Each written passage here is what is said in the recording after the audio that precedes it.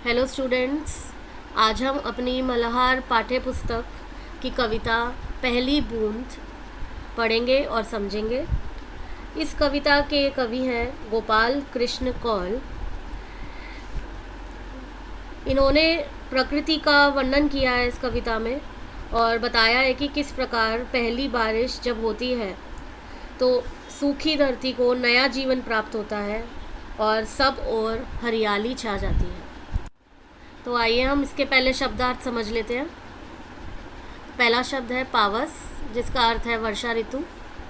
दिवस दिन, धरा धरती, अंकुर पौधा जो बीज को फोड़कर बाहर निकल आता है। अधर यानी कि होठ। वसुंधरा यानी कि पृथ्वी, फुल्की खिलना, नगाड़े बड़ा ढोल, तरुणाई यौवनता, रोमावली राव की पंक्ति। तो आइए हम कविता पढ़ते हैं। वह पावस का प्रथम दिवस जब पहली बूंद धरा पर आई, अंकुर फूट पड़ा धरती से नवजीवन की ले अंगड़ाई। कवि यहाँ हमें बता रहे हैं कि वह पावस का प्रथम दिवस जब, पावस यानी कि वर्षा ऋतु, तो वर्षा ऋतु का प्रथम यानी पहला, दिवस दिन, तो वह पहला दिन जिस वक्त बारिश या पहली बूंद धरा पर आई, जिस वक्त बारिश शुरू हुई या पहली बूंद धरा यानी कि धरती पर आई, तो वह बारिश का पहला दिन जब पहली बूंद धरती पर आई। अंकुर फूट पड़ा धरती से नवजीवन की ले अंगड़ाई। तो धरती के अंदर जो बीज होते हैं वह अंकुरित हो जाते हैं और अंगड़ाई लेकर बाहर निकल आते हैं जब वर्षा होती है, बारिश होती है। तो पहली बूंद जब धरा पर आई, धरती पर आई, तो क्या हुआ कि जो अंदर जो अंकुर थे वो फूट गए और नव जीवन ने ली अंगड़ाई, नया जीवन जो है वो उनको मिला और वो धरती से निकलकर बाहर आ गए। धरती के सूखे अधरों पर गिरी बूंद अमृत सी आकर, वसुंधरा की रोमावली सी हरी धूप पुल की मुस्काई, पहली बूंद धरा पर आई। धरती के सूखे अधरों पर यानी कि धरती के सूखे अधर यानी होठ। तो धरती इतनी सूखी होती है क्योंकि वर्षा नहीं आई हुई, तो इसलिए वो सूखी रहती है, तो होठ उसके बिल्कुल सूखे हुए हैं। तो धरती जो है वो, उसकी जो सतह है वो बहुत सूखी हुई है। गिरी बूंद अमृत सी आकर, यानी कि वर्षा की जो बूंद है वो अमृत के समान है, यहाँ पर अमृत के समान है। वो जब धरती पर आकर गिरती है, वसुंधरा की रोमावली सी, यानी वसुंधरा यानी पृथ्वी की, रोमावली यानी कि छोटे छोटे जो राव की पंक्ति होती है, छोटे छोटे बाल होते हैं। हरी दूब पुल की मुस्काई, हरी दूब यहाँ पे बोला गया है हरी घास को। तो हरी घास जो है वो अंदर से पृथ्वी से निकल कर आई और खिलकर मुस्कुराती है, हर तरफ हरियाली हरियाली छा जाती है और हरी घास जो है वो मुस्काई। पहली बूंद धरा पर आई, जब पहली बूंद धरती पर आई।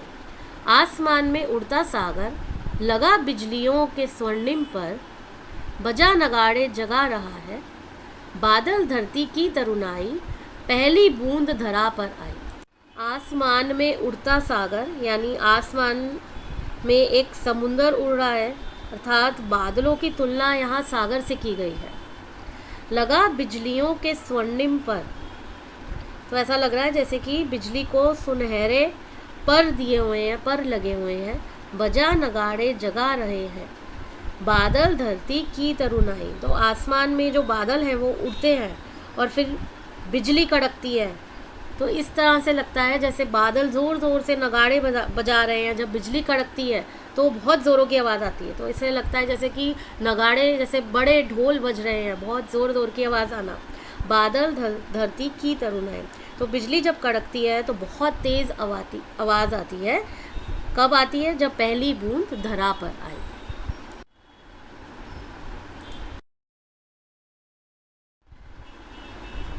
तो आइए अब हम शब्दार्थ जान लेते हैं नेक्स्ट पेज के।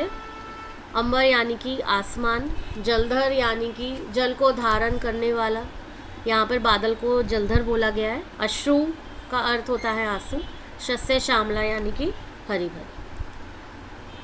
नीले नैनों सा यह अंबर, काली पुतली से ये जलधर, करुणा विकलित अश्रु बहाकर, धरती की चिर प्यास बुझाई, बूढ़ी धरती शस्य श्यामला, बनने को फिर से ललचाई, पहली बूंद धरा पर आई। गोपाल कृष्ण कौर।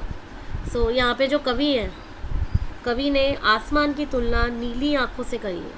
नीले नयन यानी कि नीली आँखों से उन्होंने अंबर आसमान की तुलना की है। काली पुतली से यह जलधर, जलधर यहाँ पे कौन है? बादल। तो बादल की तुलना उन्होंने काली पुतली से करी है और उन्होंने बताया है कि धरती गर्मी की वजह से जो सूख रही थी, उनकी आँखों में दया के आंसू आ गए। किसकी आंखों में? करुणा विकलित अश्रु बहाकर, मतलब करुणा यानी दया के आंसू बहाकर। क्यों? क्योंकि धरती बहुत ज़्यादा गर्म है, बहुत सूखी पड़ी है। धरती की चिर प्यास बुझाई, बादल जो है वो उनकी आंखों में आंसू आ गए इस तरह की हालत देखकर धरती की कि वो सूखी पड़ी है।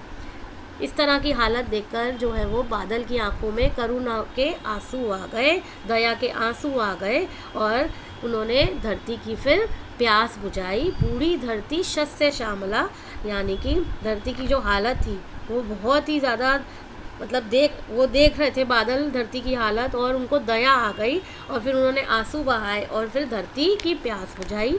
गर्मी के मौसम के कारण जो धरती थी वह बूढ़ी हो गई थी और बूढ़ी धरती जो है वो बारिश होने के बाद दोबारा से हरी भरी होना चाहती है। बूढ़ी धरती शस्य श्यामला, शस्य श्यामला यानी कि हरी भरी, वापस से दोबारा से हरी भरी होना चाहती है। तो यह थी हमारी कविता। इसके कवि हैं गोपाल कृष्ण कौर। आइए अब कवि से परिचय कर लेते हैं।